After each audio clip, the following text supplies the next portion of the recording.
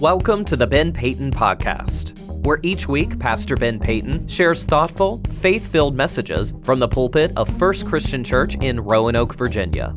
Located at 344 Church Avenue Southwest, Roanoke's First Christian welcomes all to join their Sunday service at 10:30 a.m. Now, let's hear today's message from Pastor Ben. Look at verse 5, would you?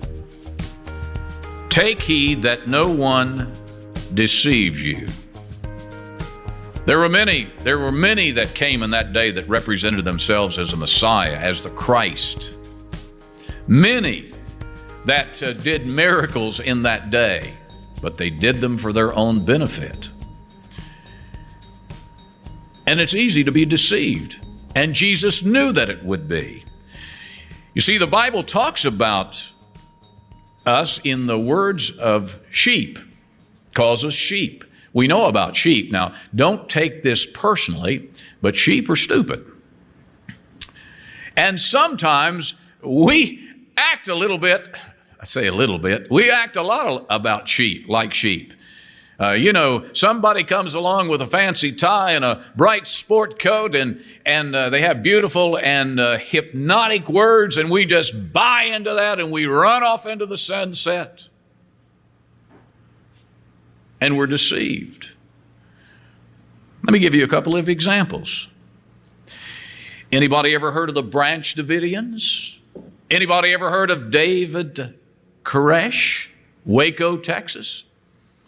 Man, I went online this morning and I read his biography. He came from a violent background. But yet he wound up with a cult, a group of people that followed him, even to the extent, and I believe I'm right here, that he represented himself as a modern-day Messiah. And we know what the end of that was. You remember the standoff with the FBI and all in Waco, Texas? Now, I'm sure you've heard of this one who deceived, well, there was 900. You know who I'm talking about, Jim Jones, in the land of fruit and nuts in San Francisco. He had the People's Temple.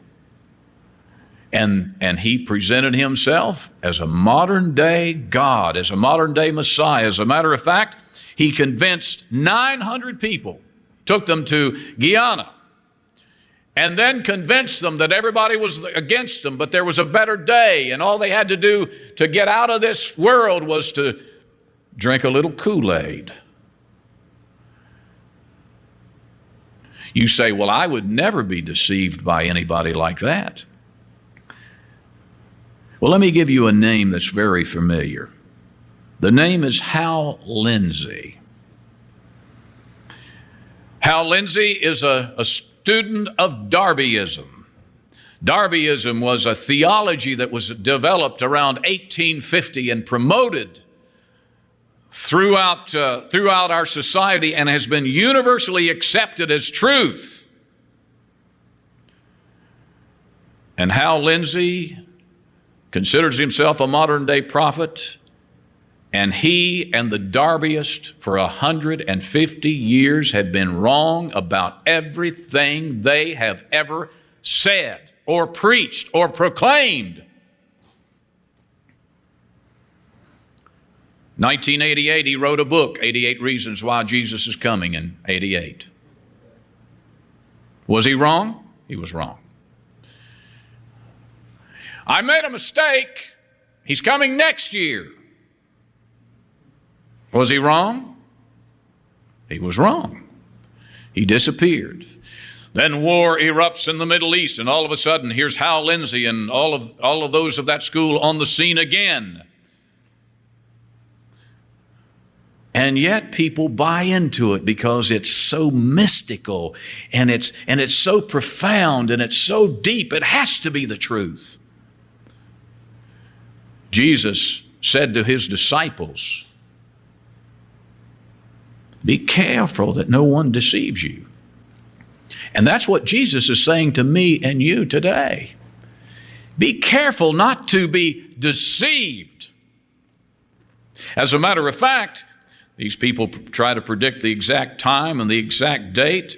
And if you have your Bibles open, I think you can turn over to, chapter 13 and verse 32.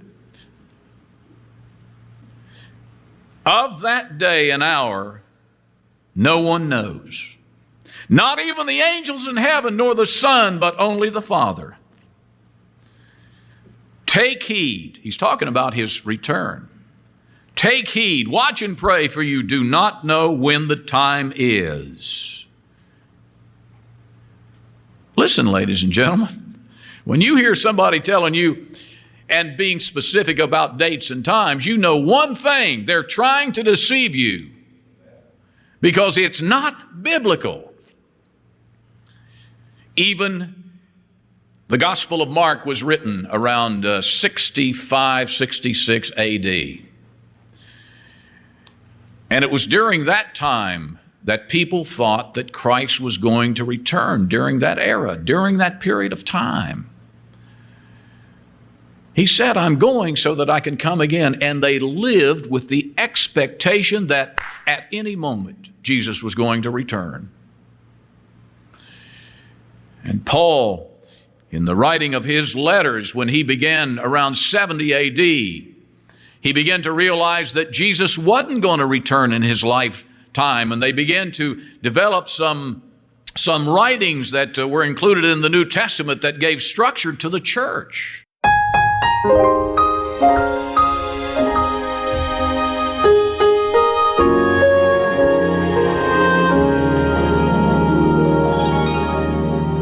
The love of God is greater far than tongue or pen can ever tell. It goes beyond the highest star and reaches to the lowest hell. The guilty pair bow down with care. God gave His Son to win His erring child. He reconciled and pardoned from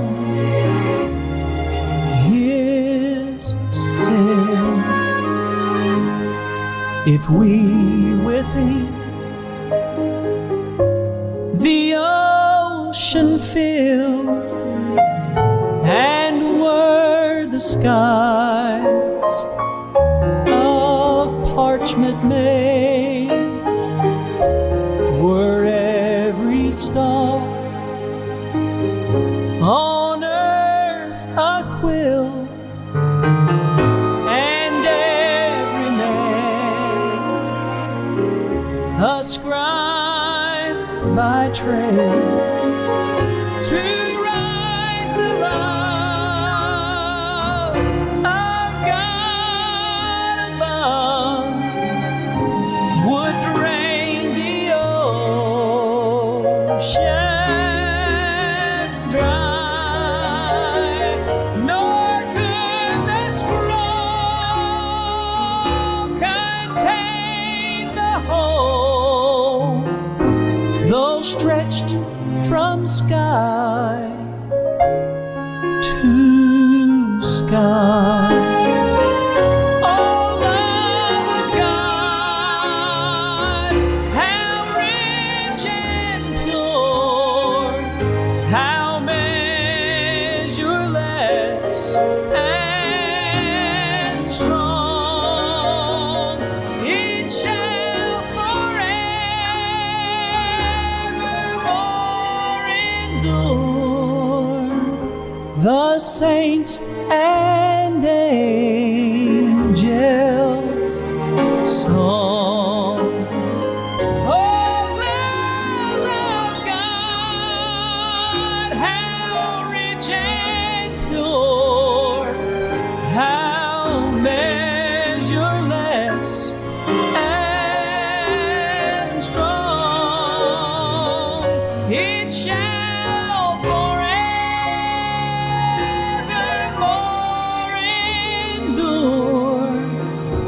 the saints and angels song. It shall forevermore endure, the saints and angels song. Oh, love of God.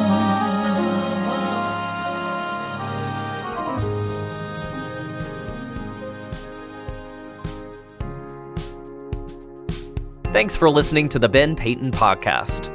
To learn more about Pastor Ben, explore past sermons, or find out more about Roanoke's First Christian Church, visit benpeyton.com. If you're in the Roanoke area, you're invited to worship in person. Services begin every Sunday at 10:30 a.m. at 344 Church Avenue Southwest. We hope you'll join us next time for another message of hope and encouragement.